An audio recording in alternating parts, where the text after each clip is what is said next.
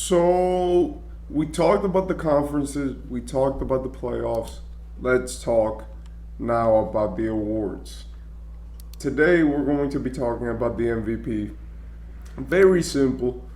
And even though I have said it a lot, this is a conversation which I do bring up a lot.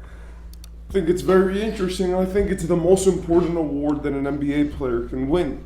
If you win the MVP, it solidifies you in history.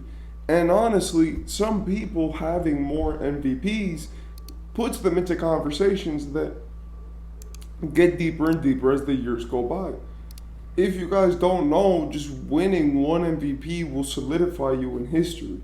People bring up MVPs all the time, and when you have conversations with people about NBA history, the MVP is the award which they put the most focus on. This award can solidify somebody into history, can make them be great, and that's why, let's say last season, it was such a push for Embiid to win it. Because they were like, look, all he needs is one MVP. Even if he never wins a ring, an MVP will solidify his greatness into the history books. And it's the same thing with something like a championship or like a finals MVP.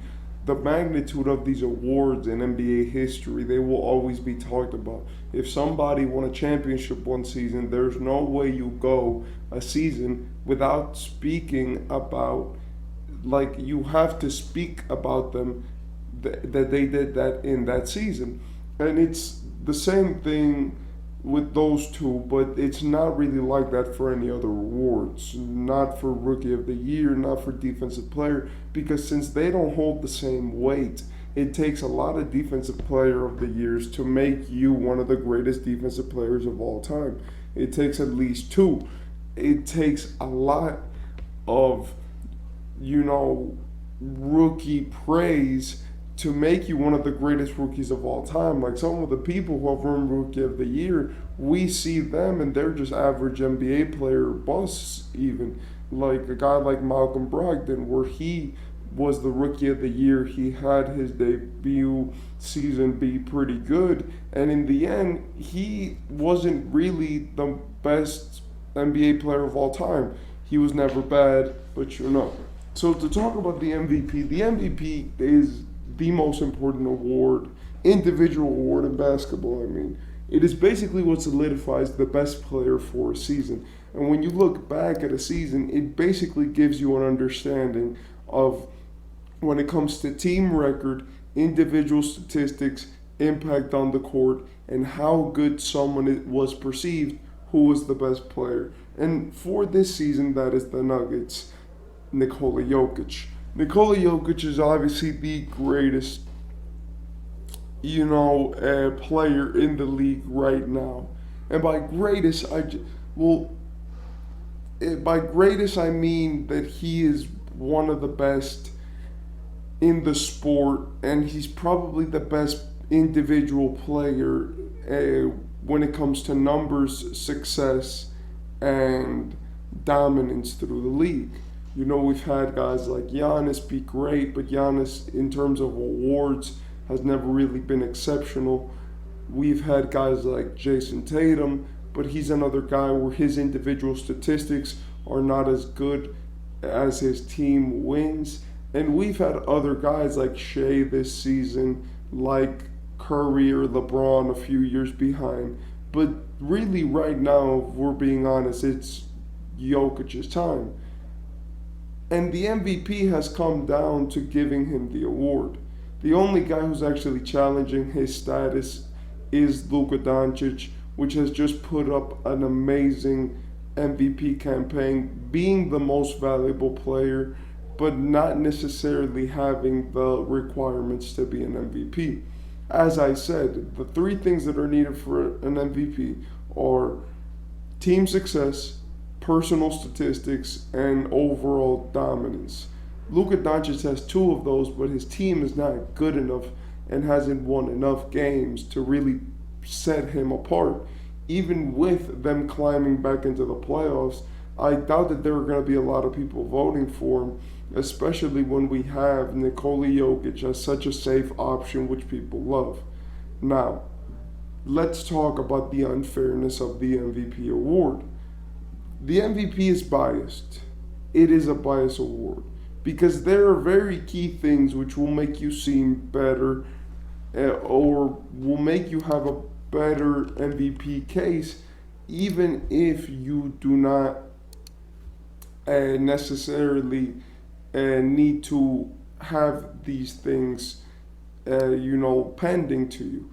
And what I mean by that is like Nikola Jokic grabs 12 rebounds a game. And when people go look at his statistics, even though in terms of everything else he's having a down year right now, he statistically is still an amazing player.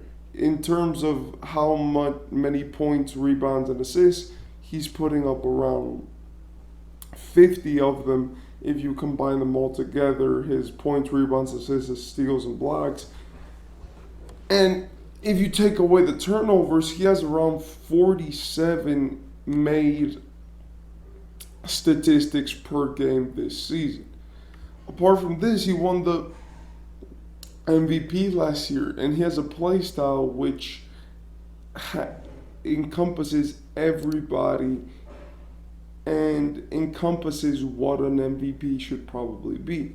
On the other hand, for Luka, his MVP case is much more complex because he has a much higher production. He's the scoring leader this year. He's leading the league in a lot of advanced metrics when it comes to production. Meanwhile, also dishing out 10 assists, 9 rebounds, and shooting better from the 3-point line and from the field that he has in some of his previous seasons where he finished top 5 in MVP. So when we look at these things and when we look at this argument, I would personally give it to Luka. I know it sounds like I'm a Jokic hater, but I just believe that he's having an okay season. And yes, an okay season for Jokic is a legendary one. But for Luka, he is having one of the greatest seasons of all time. And just because of his team's record, they do not want to give him the MVP. And this is where I feel like the logic is flawed. Look, okay, I understand if you say that Jokic has a better team and has a better position on the standings to give him the MVP. But what Luka's done with the team that he has is absolutely phenomenal. And there's no way that you can convince me that there are a lot of players in the league who can put up half of the production that he's giving, meanwhile playing 68 games and 37.5 minutes a game. Like, the dude is incredible, and there's no way to stop him. He has won every game, that he plays in recently, except for that one in Golden State. The Mavericks are 9-1 in their last 10, and there hasn't been a game where he hasn't done something spectacular, right? He dropped 47 the other day to beat Houston. Yesterday he dropped 37 to beat Houston. Then he beat 25, 8, and 12 to beat Atlanta. And then to beat Sacramento, he dropped 26, 12, and 9. The dude is on fire. And apart from all of this, he's had the one season where I do believe that you could say this dude is just producing like most other players in history couldn't. And the fact that we're not going to probably award that is incredible. I do think that the discussions around MVP are much stronger and they're much more important than what we make them out to be.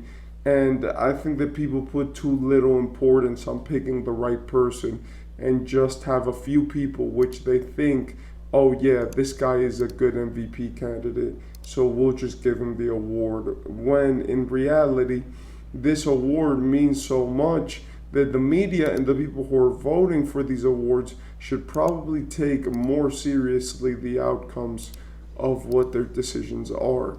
This does not just affect one season. And yes, you have to make a rational, logical decision on who to vote for.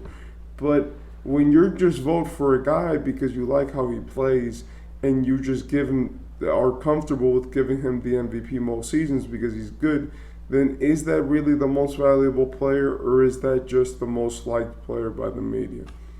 I don't know, but yeah, I think Luka should win the MVP. If Jokic wins it, then so be it. They're both incredible. But yeah.